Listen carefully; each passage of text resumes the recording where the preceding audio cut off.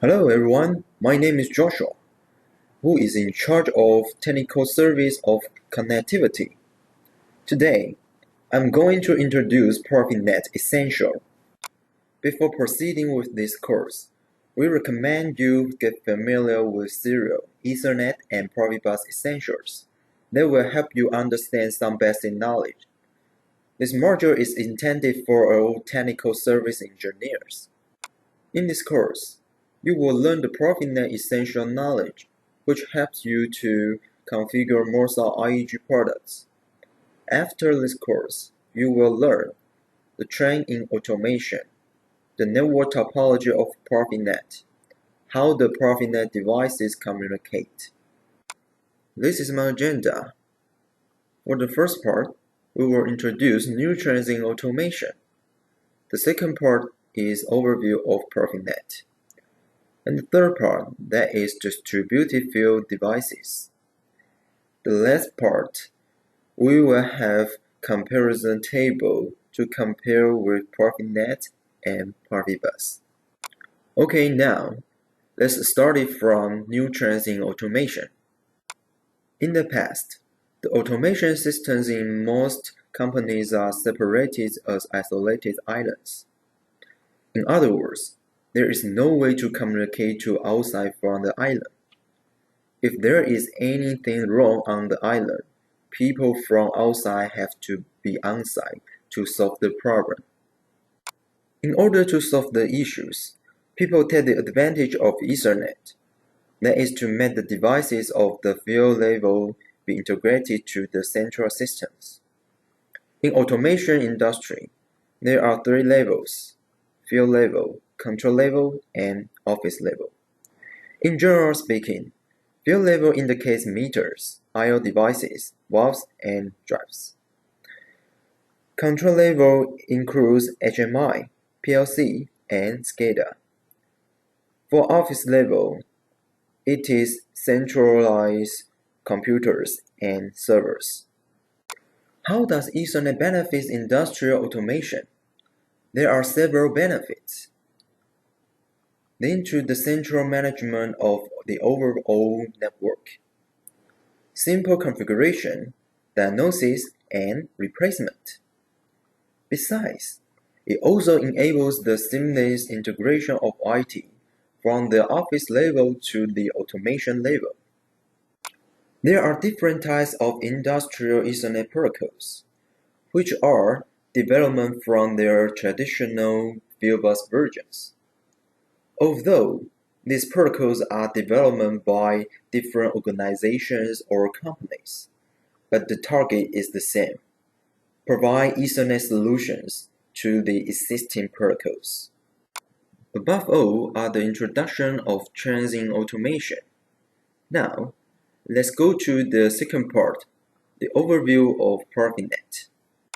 PROFINET is a modular and scalable, so a PROFINET system can be adapted at any time. Modularity makes the adoption of PROFINET system more manageable.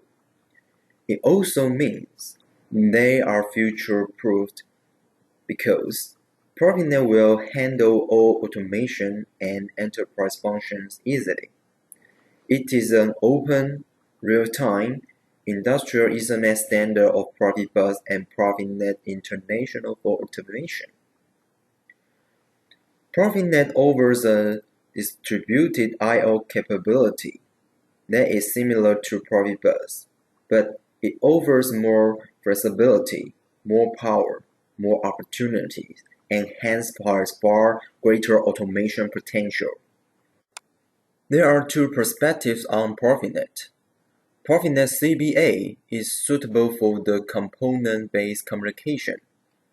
However, PROFINET CBA is rarely used in real deployment.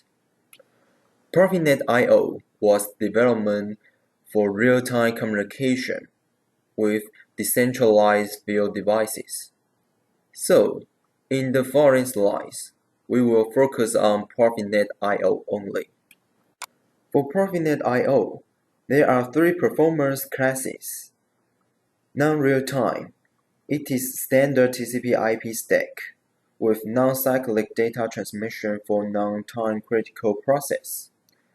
Its typical response time is over 100 milliseconds. Real-time, it is optimized TCP/IP stack with high-performance cyclic data transmission. The last one is isochronous real-time. That is optimized TCP/IP stack with high-performance cyclic data transmission. And the cyclic time is between 31.25 microseconds to 1 milliseconds. In order to achieve faster cycle time, it has spatial switch chipset. What changes makes PROFINET so different than Ethernet? The idea is the communication of RT and IRT takes place without TCP/IP information. Because of that, data exchange can be achieved in real time. Above all are the general introduction of PROFINET. In the following slides, we will immerse further into PROFINET. There are three different device types in PROFINET I/O system. I/O controller. It contains the application program. It is also responsible for data exchange or process values to assigned field devices. I/O device. That is field device attached to the I/O controller. I/O supervisor. It includes engineering station, service tool, and HMI. For PROFINET networks, it can contain multiple I/O controller and I/O supervisors. PROFINET I/O can be producer or consumer model. The behavior is that controllers send data to devices, and devices send their data on own initiative with the same time interval. The cycle time can be defined per device. Due to the fact, it can be more efficient use of bandwidth on the network. In the last page, we have mentioned the cycle time. Actually, the cycle time is defined in their GSD files.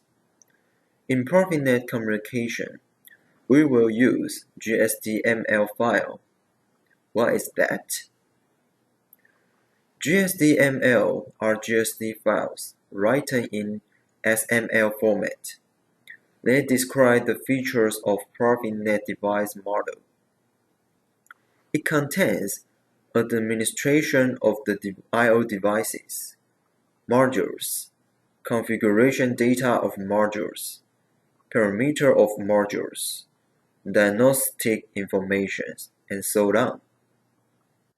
For GSD file, the naming convention is standardized.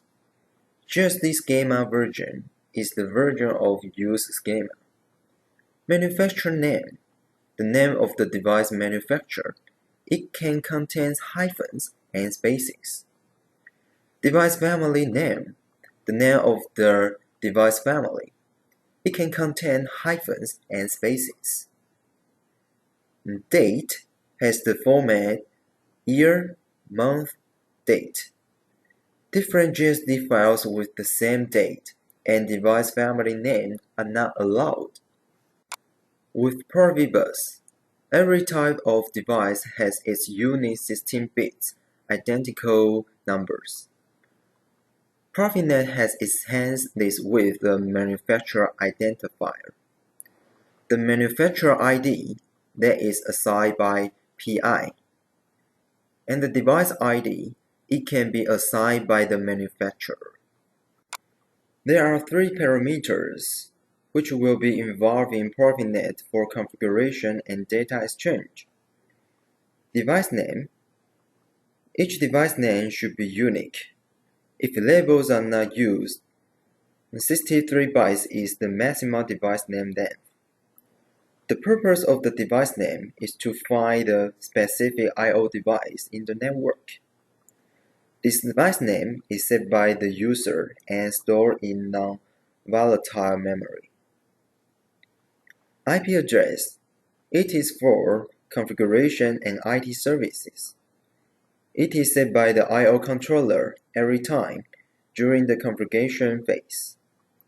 MAC address. It is for data exchange and other real-time messages. In this page, I would like to introduce engineering steps. Step 1. The GSD files are imported into the engineering tool. The I/O devices are assigned to one or more I/O controllers. Then, the I/O device is configured based on the content in the GSD file. Step 2. After completion of the engineering, the configuration and user programs are transferred to the I/O controller. Step 3.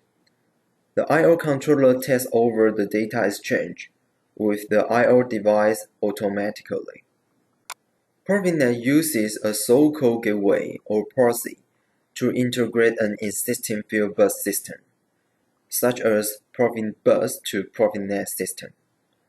A unique proxy solution allows PROFIBUS networks, including PROFIBUS PA, to be easily integrated with PROFINET. For the last part, I want to share the comparison table between PROFINET and PROFIBUS. PROFINET versus PROFIBUS.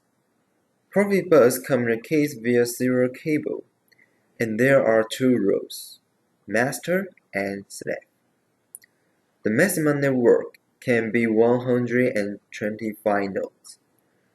The maximum data rate is 12 megabits per second. The maximum data size is 244 bytes per cyclic message. For PROFINET, PROFINET communicates via Ethernet, and the communication model is provider and consumer. The maximum data rate is 100 megabits per second. The maximum data size is 1,440 bytes per packet. Above all are what I want to share with you today. Thanks for your listening. Please remember that we have a quiz to know how much you have learned.